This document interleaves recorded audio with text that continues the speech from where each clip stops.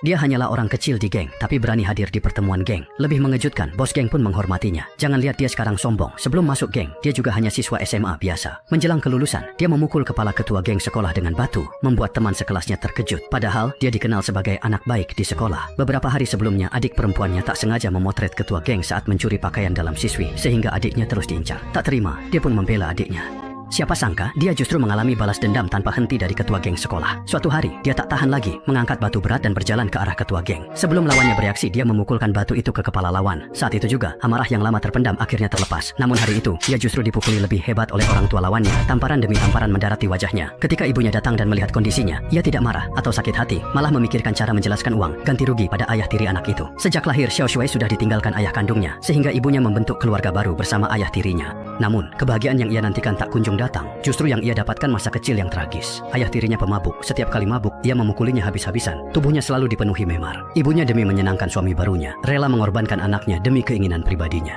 Jika tak tahan, ia menutup telinga pura-pura tak mendengar. Hanya putri ayah tirinya yang membantunya saat ia tak sanggup bertahan. Lama-kelamaan, mereka jadi orang terdekat di keluarga baru ini. Namun kali ini, setelah ia memukul kepala ketua geng sekolah, orang tua lawannya menuntut ganti rugi sangat besar.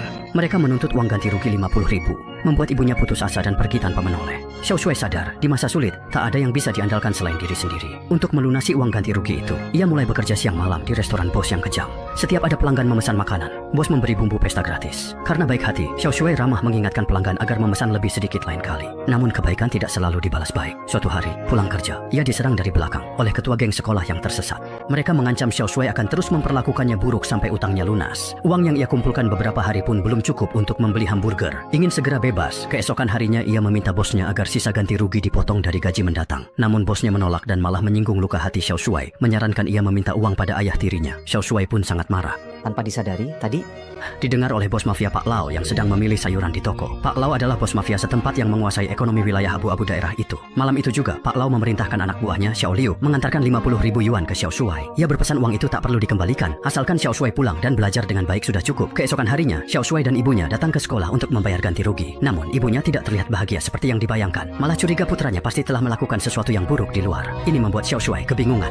Namun, hal tak terduga masih menantinya. Malam itu, ayah tirinya datang membawa tongkat baseball baru. Penguasa sekolah yang menelepon dan mempermalukan ayah tirinya. Ayah tiri merasa harga dirinya diinjak, tapi ia tidak tahu Xiao Shui berkelahi demi putrinya. Saat itu, Xiao Shui sadar malam ini ia pasti akan dipukuli lagi. Ia bangkit, berusaha lari keluar, tapi tetap terkena pukulan tongkat ayah tirinya.